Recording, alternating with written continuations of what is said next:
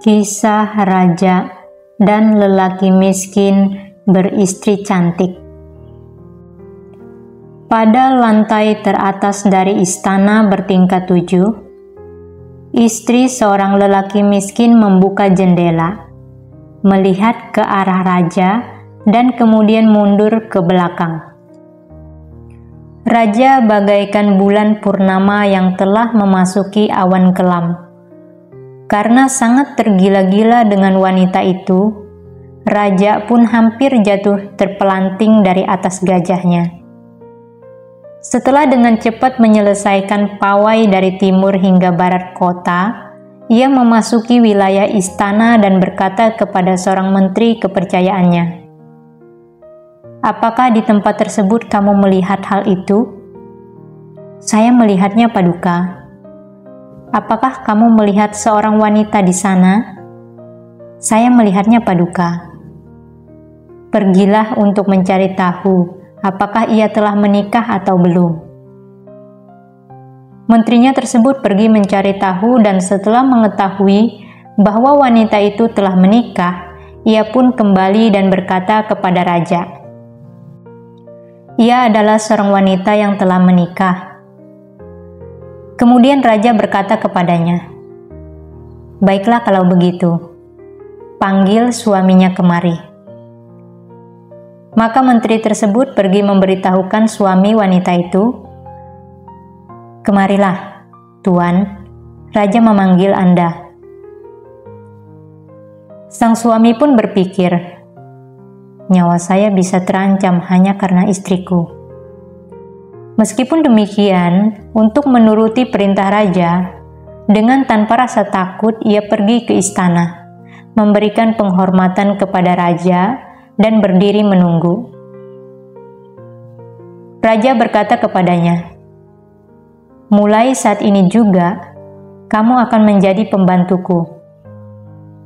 "Paduka, saya lebih memilih untuk mencari nafkah dengan sendiri bekerja. Biarlah saya memberikan upeti kepada Anda." "Saya tidak menginginkan upeti darimu. Sejak hari ini juga, kamu adalah pembantuku." Maka raja memberinya sebuah perisai dan sebilah pedang. Dikatakan bahwa pikiran ini muncul dalam benak raja. "Saya akan menuduhnya melakukan kesalahan, lalu membunuhnya dan mengambil alih istrinya." Sang suami yang gemetaran dan takut akan kematian melayani raja dengan penuh kesabaran. Ketika gelora nafsu semakin bertambah besar karena tidak menemukan kesalahannya, raja pun berpikir, "Saya akan menuduhnya telah berbuat salah dan menjatuhkan hukuman mati terhadap dirinya." Maka raja memanggilnya dan berkata kepadanya, "Saudara, pergilah ke tepi sungai yang berjarak 1 yojana dari sini. Dan di tempat tertentu, kamu akan menemukan tanah merah dan bunga seroja putih serta seroja biru. Kamu harus membawanya pulang kemari pada malam hari saat saya pergi mandi." Seorang pembantu lebih tidak dihargai daripada 4 jenis budak.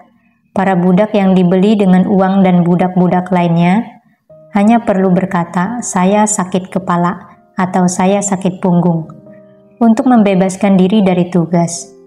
Tetapi tidak demikian halnya dengan para pembantu. Para pembantu harus melakukan apapun yang diperintah untuk dikerjakan. Sang suami berpikir, "Perintah raja harus saya taati.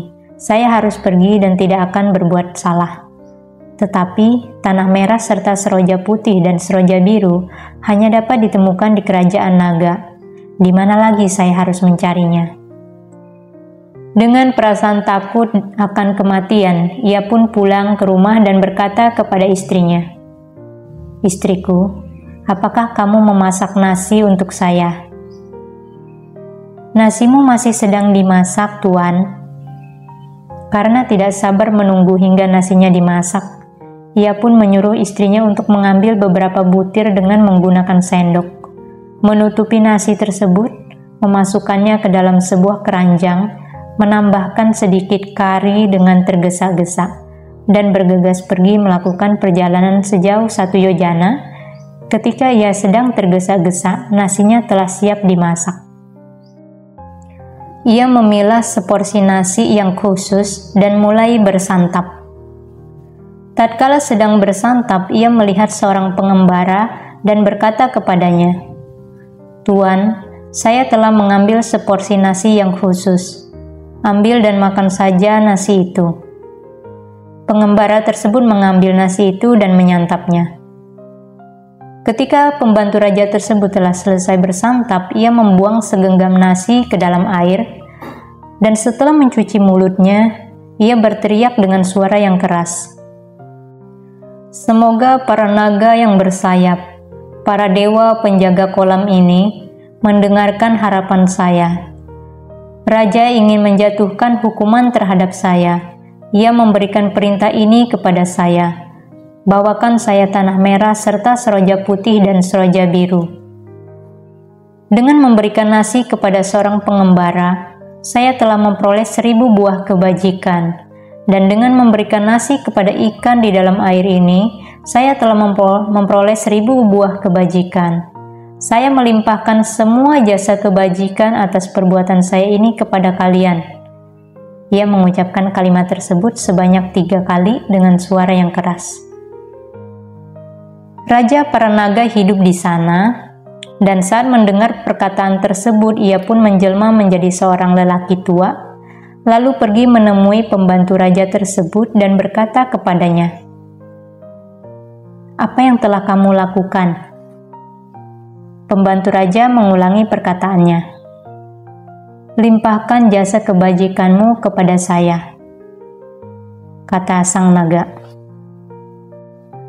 "Saya melimpahkan jasa kebajikan kepada Anda, Tuan," kata pembantu raja. Naga kembali berkata, "Limpahkan jasa kebajikanmu kepada saya." "Saya melimpahkan jasa kebajikan kepada Anda, Tuan," jawab pembantu raja. Ketika pembantu raja tersebut telah mengulangi perkataannya sebanyak 3 kali, sang naga membawakan tanah merah serta seroja putih dan seroja biru, lalu memberinya kepada pembantu raja tersebut. Raja berpikiran, ia memiliki banyak akal. Jika dengan cara apapun ia berhasil mendapatkan apa yang saya minta, maka rencana saya akan gagal. Maka raja memerintahkan untuk menutup pintu gerbang lebih cepat dan membawakan segel untuknya. Pembantu raja kembali saat waktu mandi raja, tetapi ia menemukan bahwa pintu gerbang telah ditutup. Setelah memanggil penjaga pintu, ia memintanya untuk membukakan pintu gerbang. Penjaga pintu berkata, "Pintu ini tidak dapat dibuka. Raja telah mengambil segel ke istana raja." "Saya adalah kurir pesan dari raja. Bukalah pintu ini," kata pembantu raja. Tetapi pintu itu tetap tertutup, dan pembantu raja tersebut berpikir, "Saya tidak punya harapan lagi sekarang. Apa yang harus saya lakukan?" Ia melemparkan bongkahan tanah merah di depan pintu, menggantungkan bunga di atas pintu dan berteriak dengan suara keras, "Kalian semua yang menghuni kota ini, jadilah saksi bahwa saya telah melaksanakan perintah raja. Raja sedang mencari alasan untuk membunuh saya." Ia berteriak seperti demikian sebanyak 3 kali, dan kemudian ia pun berpikir, "Kemana saya harus pergi sekarang?" Ia menyimpulkan bahwa para biku sangatlah berlunak hati. Saya akan pergi tidur di wihara. Orang-orang yang senang di dunia ini jarang yang mengetahui keberadaan para biku, tetapi ketika mereka dirudung kesedihan, mereka sangat ingin pergi ke wihara. Oleh karena itu, pembantu raja merenung, "Saya tidak mempunyai tempat berlindung lain." Ia pergi ke wihara dan berbaring tidur di sebuah tempat yang menyenangkan. Sementara itu, raja tidak bisa tidur sepanjang malam. Gelora nafsu terhadap wanita itu terus menggeliat dalam pikirannya. Ia berkata kepada dirinya sendiri, "Ketika Fajar menyingsing, saya akan membunuh lelaki itu dan menangkap wanitanya ke istana. Kala itu juga ia mendengar 4 suara jeritan. Pada waktu itu, 4 lelaki terlahir kembali di alam neraka Lohakumbhi atau bejana logam yang memiliki luas 60 yojana. Setelah direbus dan dimasak hingga hancur bagaikan butiran nasi dalam ceret panas selama 30.000 tahun, mereka naik ke atas permukaan bejana dan 30.000 tahun kemudian mereka kembali di bagian bibir bejana, menjulurkan kepala mereka, saling memandang satu sama lain, berupaya untuk mengucapkan sebuah bait, tetapi mereka tidak mampu mengucapkan satu suku kata pun. Setelah berpikir sejenak, mereka kembali jatuh ke neraka Lohakumbhi. Raja menjadi tidak bisa tidur, karena tidak lama setelah penggal waktu tengah, ia mendengar suara jeritan ini.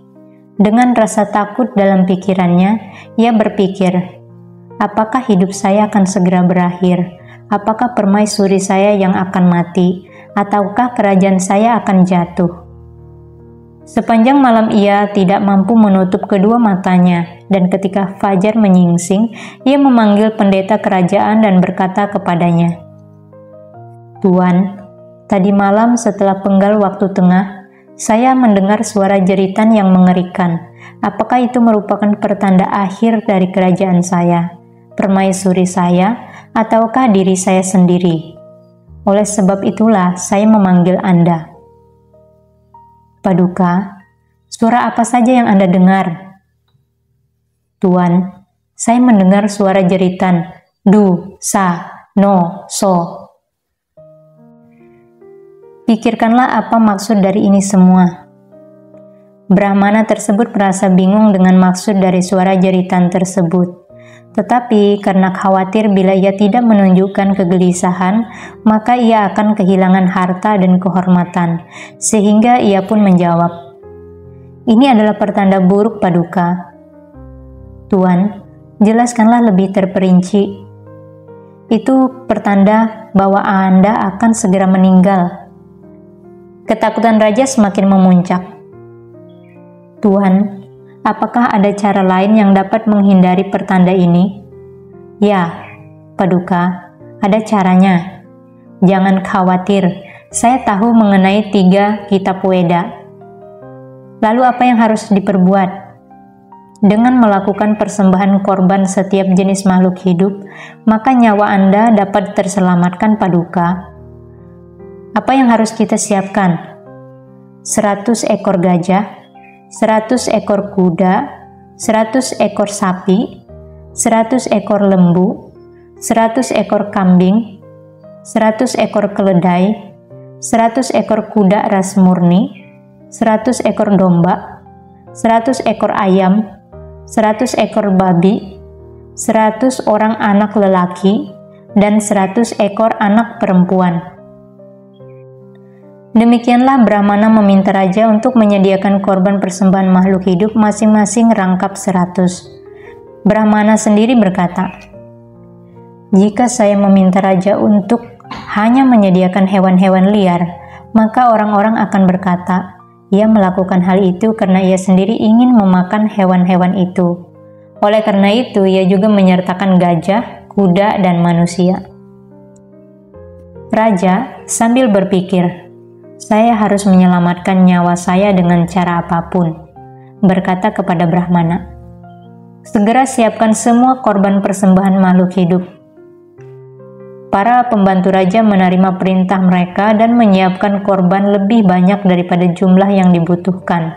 Selain itu, dikatakan dalam Kosala Sangyutta, pada masa itu sebuah upacara persembahan korban makhluk hidup disiapkan untuk Raja Pasenadi Kosala. 500 ekor sapi, 500 ekor kerbau, 500 ekor lembu, 500 ekor kambing, 500 ekor domba, seluruhnya diarak ke tiang pancang untuk dikorbankan. Mereka yang merupakan para budaknya, para pembantunya, ataupun para pekerjanya, karena takut dijatuhkan hukuman, melakukan persiapan upacara korban sambil meratap dan menangis. Orang-orang meratapi kerabat mereka, membuat suara kegaduhan seperti bumi membelah terbuka. Ratu Malika mendengar suara itu, pergi menemui raja dan berkata, "Paduka, mengapa pikiran Anda bisa menjadi terganggu dan kacau seperti ini?" "Memangnya kenapa, Malika? Apakah kamu tidak mengetahui bahwa seekor ular berbisa telah masuk ke dalam kedua telinga saya?" "Mengapa? Apa maksud Anda, Paduka?" "Pada malam hari, saya mendengar suara jeritan, dan ketika saya bertanya kepada pendeta kerajaan tentang hal itu, ia berkata kepada saya, 'Itu merupakan pertanda bahwa Anda akan segera meninggal. Tetapi nyawa Anda dapat terselamatkan dengan melakukan upacara korban persembahan makhluk hidup. Kini saya harus menyelamatkan nyawa saya dengan cara apapun. Oleh sebab itu, saya memerintahkan untuk menyiapkan korban persembahan makhluk hidup ini.'" Ratu Malika berkata, "Anda adalah seorang yang dungu, Paduka. Anda bisa saja memberikan makanan yang berlimpah. Anda bisa saja mengadakan jamuan dengan berbagai saus dan kari yang dimasak setimba penuh. Anda bisa saja berkuasa atas 2 buah kerajaan, tetapi Anda masih begitu cerobohnya. Mengapa kamu berkata seperti itu? Pernahkah Anda mendengar bahwa seseorang menyelamatkan nyawanya sendiri dengan mengorbankan nyawa orang lain? Hanya karena seorang Brahmana bodoh mengatakan hal itu kepada Anda, ataukah memang Anda mempunyai alasan lain yang membuat orang-orang menjadi menderita?" Sang guru berdiam di wihara sebelah. Beliau adalah makhluk yang paling terkemuka di antara alam manusia dan dewa. Memiliki pengetahuan tak terhingga tentang masa lampau, masa kini, dan masa depan. Tanyakanlah kepada beliau dan lakukan sesuai dengan nasihatnya. Maka raja pergi ke wihara dengan menggunakan tanduk bersama Malika. Tetapi karena merasa takut dengan kematian, ia tidak mampu mengucapkan sepatah kata pun. Ia memberikan penghormatan kepada sang guru dan berdiri dengan penuh hormat di satu sisi.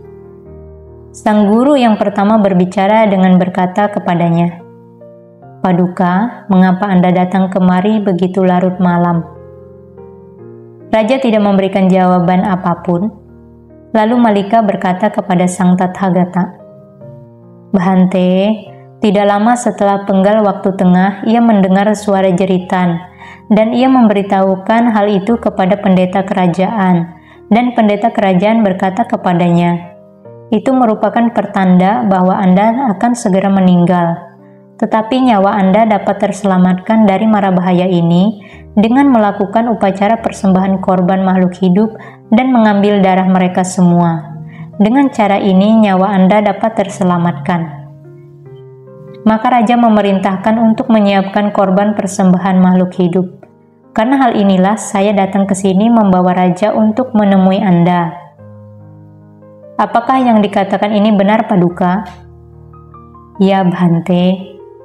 "Suara jeritan apa yang Anda dengar?" Raja menirukan suara yang didengarnya kepada beliau. Seketika sang Tathagata mendengar suara tersebut, beliau terdiam sejenak dan kemudian berkata kepadanya, "Paduka, Anda tidak perlu merasa takut. Suara ini bukan merupakan pertanda bahwa Anda akan segera meninggal. Suara yang Anda dengar ini diucapkan oleh para pelaku kejahatan yang sedang mengalami siksaan sebagai ungkapan penderitaan mereka. Lalu perbuatan apa yang telah mereka lakukan, Bhante?" Sang Bhagawa, karena diminta untuk menceritakan kisah perbuatan lampau mereka, berkata, "Baiklah kalau begitu, Paduka, dengarkanlah." Setelah berkata demikian, beliau menceritakan kisah masa lampau berikut ini.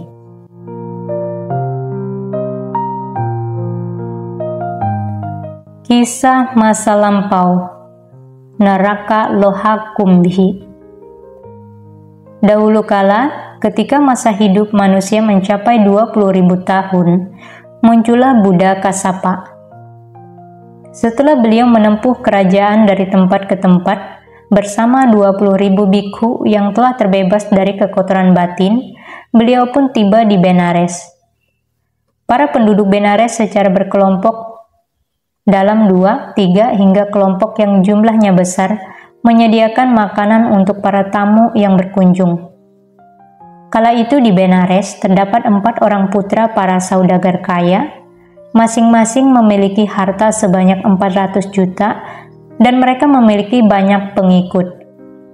Suatu hari mereka saling berunding dengan berkata, "Kita memiliki banyak harta di dalam rumah. Apa yang harus kita lakukan dengan harta sebanyak itu?"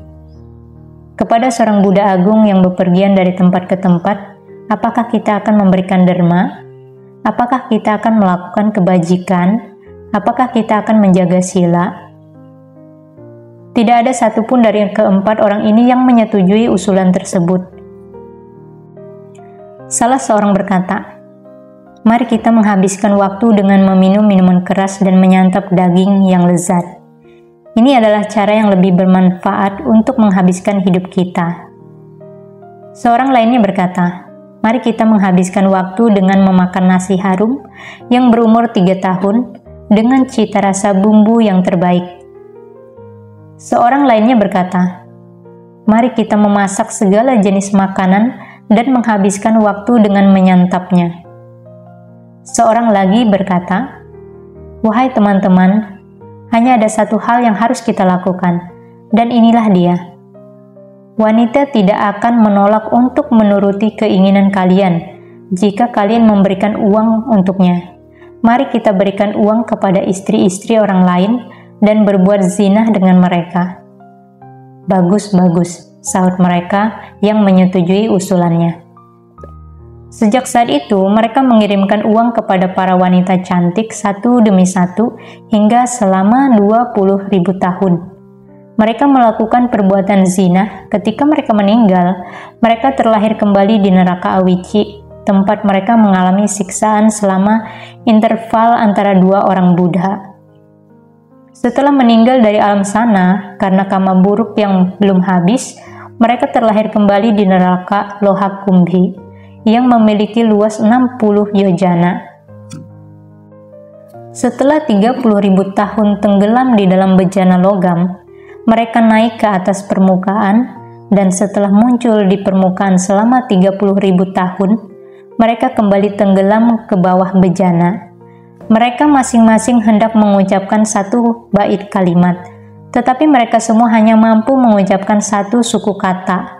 Lalu mereka bergantian mengapung dan kembali tenggelam ke dalam bejana logam. "Paduka, suara apa yang pertama kali terdengar oleh Anda?" "Du, Bhante." Sang guru setelah menyelesaikan bait kalimat yang tidak habis terucapkan oleh para pelaku kejahatan itu, mengulang bait kalimat secara penuh seperti berikut.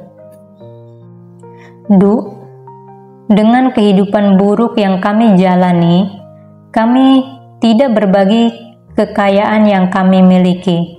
Dengan semua kekayaan yang kami miliki, kami tidak menemukan kebebasan."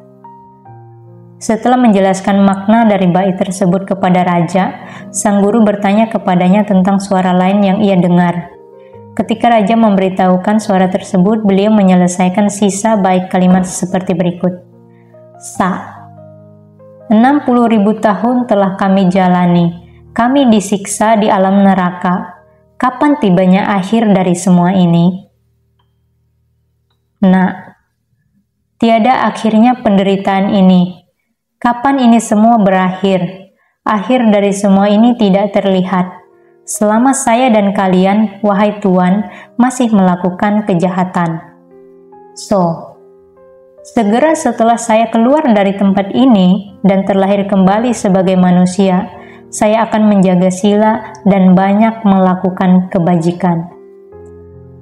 Setelah sang guru mengucapkan satu demi satu bait tersebut dan menjelaskannya kepada raja, beliau berkata, "Paduka, keempat orang ini masing-masing ingin mengucapkan sebait kalimat, tetapi mereka semua hanya mampu mengucapkan satu suku kata. Lalu mereka bergantian mengapung dan kembali tenggelam ke dalam bejana logam."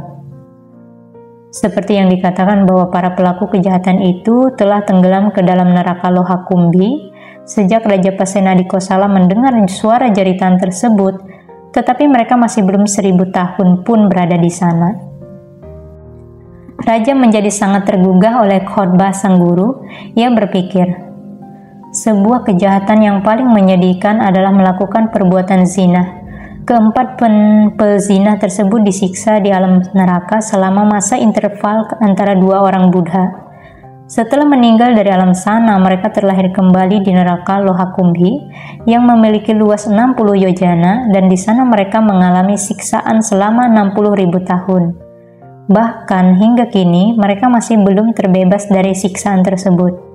Saya juga telah melakukan kejahatan dengan menginginkan istri orang lain dan tidak tidur sepanjang malam.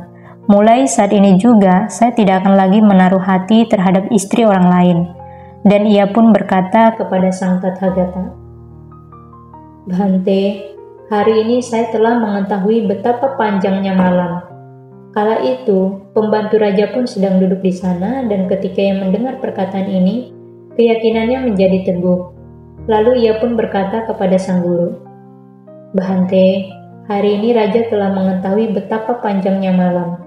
Kemarin saya sendiri juga telah mengetahui betapa panjangnya 1 yojana itu. Sang guru mempertautkan perkataan dari kedua orang tersebut dan berkata, bagi seseorang, malam itu sangatlah panjang. Bagi seseorang lainnya, 1 yojana itu sangatlah panjang.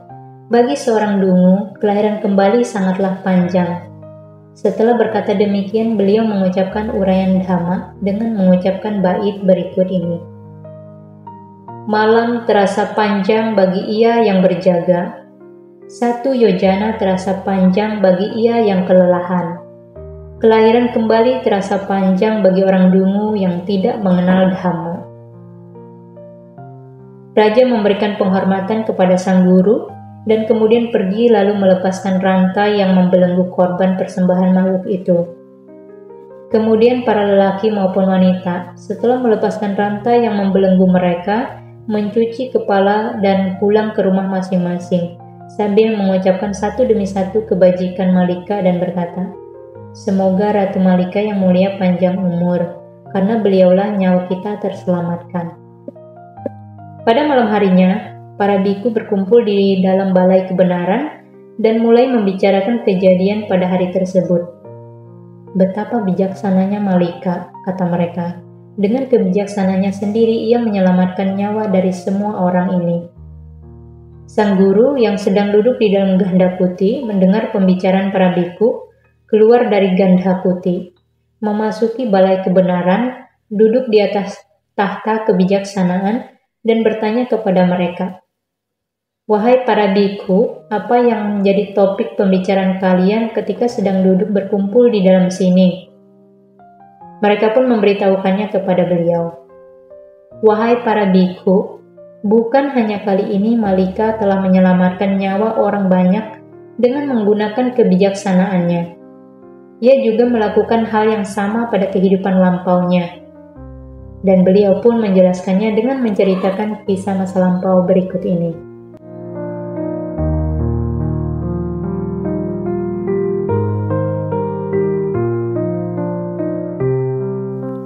Kisah masa lampau, Raja Benares dan Ratu Dina. Dahulu kala, seorang pangeran menghampiri sebuah pohon beringin dan meminta kepada roh pohon yang berdiam di dalam pohon itu. Roh yang baik, di seluruh Jambudipa atau India ini terdapat 100 orang raja dan 100 orang ratu. Jika setelah ayah saya meninggal dan saya menguasai kerajaan, maka saya akan memberikan persembahan kepada Anda dengan membawa darah dari para raja serta para ratu ini. Ketika ayahnya meninggal dan ia berkuasa atas kerajaannya, ia merenung. Karena kekuatan gaib roh pohon itu, saya berhasil mewarisi kerajaan ini. Sekarang saya harus memberikan persembahan untuknya. Maka ia pun berangkat dengan rombongan besar menaklukkan seorang raja, dan dengan bantuan raja yang telah ditaklukkan, satu demi satu hingga semua raja berhasil ditaklukkan olehnya. Kemudian sambil membawa 100 orang raja serta 100 orang ratu, ia pergi ke pohon tersebut.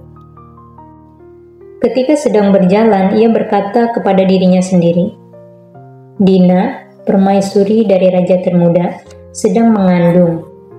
Oleh karena itu, saya akan membiarkan dirinya pergi. Tetapi saya tetap akan membunuh yang lainnya dengan memberikan minuman beracun kepada mereka.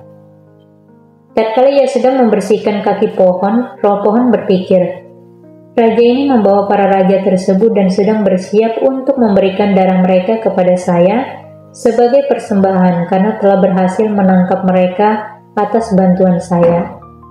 Namun jika ia membunuh mereka, keturunan raja-raja seluruh Jambudipa, India akan terputus, dan kaki pohon ini akan menjadi tercemar. Roh pohon memikirkan apakah dirinya sendiri dapat menghentikan perbuatannya itu. Setelah menyadari bahwa ia tidak dapat menghentikan dirinya, ia pun pergi menemui roh pohon lain, menceritakan masalah tersebut kepadanya dan bertanya kepadanya apakah ia mampu atau tidak. Setelah menerima jawaban yang kurang meyakinkan, ia pergi menemui dewa pohon lain, tetapi hasilnya tetap sama. Lalu ia pergi menemui seluruh dewa alam cakrawala atau alam semesta, tetapi mereka tetap tidak dapat berbuat apa-apa untuknya. Pada akhirnya ia pergi menemui 4 maharaja yang berkata kepadanya, kami tidak mampu berbuat apa-apa, tetapi raja kami lebih hebat dalam kebajikan dan kebijaksanaan. Tanyalah kepada beliau. Maka ia pergi menemui Saka dan memberitahukan masalah tersebut kepadanya. Saka, ia berkata, jika Anda masih bergeming dan tidak menghiraukannya, sehingga keturunan dari para pangeran akan terputus, maka Anda harus bertanggung jawab terhadap hal itu. Saka berkata, saya tidak dapat menghentikannya, tetapi saya akan memberitahukanmu bagaimana caranya agar ia dapat dihentikan. Pakailah jubah malam, keluarlah dari pohonmu di depan penglihatan raja, dan berpura-puralah seolah kamu hendak pergi. Raja akan berkata, roh pohon telah pergi, saya harus menghentikannya. Dan ia akan berusaha keras membujukmu agar tetap tinggal di sana. Lalu kamu berkata kepadanya, kamu berjanjilah kepada saya sebagai berikut. Saya akan membawakan 100 orang raja dan 100 orang ratu, serta memberikan persembahan kepada Anda dengan menggunakan darah mereka. Tetapi Anda telah kemari tanpa didampingi istri Raja Ugasena, yaitu Ratu Dina. Saya tidak akan menerima persembahan dari seorang pembohong. Setelah raja mendengar perkataanmu itu, ia akan membawa istri Raja Ugasena, yaitu Ratu Dina. Ratu Dina akan mengajarkan dhamma kepada raja dan menyelamatkan nyawa dari para kelompoknya yang berjumlah banyak itu. Demikianlah tipu daya yang diajarkan oleh Saka kepada roh pohon tersebut. Roh pohon melakukannya sesuai anjuran Saka dan raja itu memang membawa Ratu Dina. Ratu Dina menghampiri Raja Ugasena yang duduk di luar kerumunan para raja, dan meskipun demikian ia hanya memberikan penghormatan kepada dirinya. Raja Benares merasa tersinggung dengan perilakunya dan berkata kepada dirinya sendiri, meskipun saya adalah raja yang paling senior di antara semuanya, ia malah memberikan penghormatan kepada raja yang termuda di antara semuanya. Lalu ia berkata kepada Raja Benares, apakah saya berkewajiban untuk setia kepada Anda? Raja, saya inilah yang memberikan saya kekuasaan. Mengapa saya harus mengacuhkan dirinya dan memberikan penghormatan untuk Anda? Roh pohon memberinya penghormatan dengan seikat bunga yang muncul dalam penglihatan orang-orang. Ia pun berteriak, dikatakan dengan baik yang mulia, dikatakan dengan baik yang mulia. Raja Benares kembali berkata kepada Ratu Dina, jika kamu tidak memberikan penghormatan kepada saya, lalu mengapa kamu tidak memberikan penghormatan kepada roh pohon ini, yang memiliki kekuatan gaib dan telah memberikan kekuasaan serta kerajaan kepada saya? Paduka, karena buah kebajikan Anda sendirilah, Anda berhasil menaklukkan para raja ini. Roh pohon tidak menaklukkan mereka dan menyerahkan mereka kepada Anda. Roh pohon kembali memberikan penghormatan kepada Ratu Dina dengan cara yang sama dan berkata, Dikatakan dengan baik yang mulia, dikatakan dengan baik yang mulia. Ratu Dina kembali berkata kepada raja, Anda berkata bahwa roh pohon menaklukkan para raja ini dan menyerahkan mereka kepada Anda. Roh pohon di samping kiri Anda baru saja terbakar hangus oleh api. Jika roh pohon itu memiliki kekuatan gaib, lalu mengapa ia tidak dapat memadamkan api itu? Roh pohon kembali memberikan penghormatan kepada Ratu Dina dengan cara yang sama dan berkata, Bagus Paduka. Ketika Ratu sedang berbicara, ia menangis dan tertawa. Raja berkata, Kamu tidak waras. Paduka, mengapa Anda berkata demikian? Saya masih waras. Lalu mengapa kamu menangis dan tertawa? Paduka, dengarkanlah saya. Kisah masa lampau. Wanita yang membunuh seekor domba betina. Dahulu kala saya terlahir sebagai seorang putri keluarga terpandang. Ketika hidup di rumah suami saya, seorang teman akrab suami saya bertamu ke rumah. Tatkala saya melihat dirinya, saya menjadi ingin memasak makanan untuknya. Maka saya memberikan 1 sen uang kepada pembantu saya dan berkata kepadanya, Belikan saya sedikit daging. Pembantu saya tidak berhasil mendapatkannya dan sepulangnya ia pun memberitahukan hal itu kepada saya. Kala itu, di sana terdapat seekor domba betina yang sedang berbaring di samping rumah. Maka saya memotong kepalanya dan menyiapkan makanan.